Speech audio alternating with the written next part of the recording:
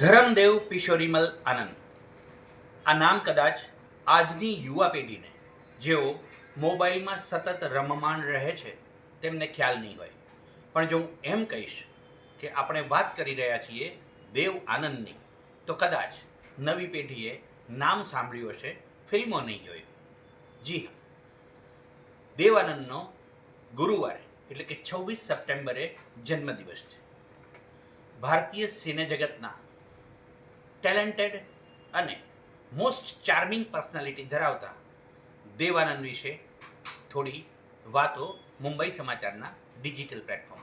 Hindi film જગતના મશહૂર કલાકાર, નિર્માતા, નિર્દેશક દેવાનંદનો જન્મ 26 સપ્ટેમ્બર 1923ના રોજ થયો હતો.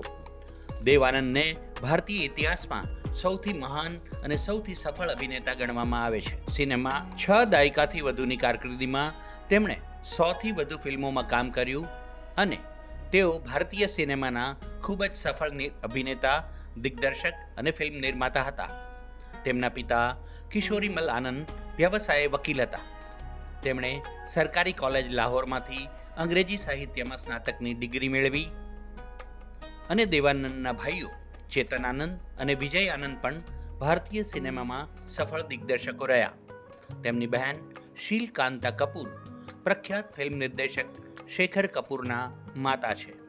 ભારતીય સિનેમામાં તેમના યોગદાન બદલ ભારત સરકારે દેવાનંદને 2001માં પદ્મભૂષણ અને 2002માં દાદા સાહેબ ફાળકે પુરસ્કારથી સન્માનિત કર્યા હતા.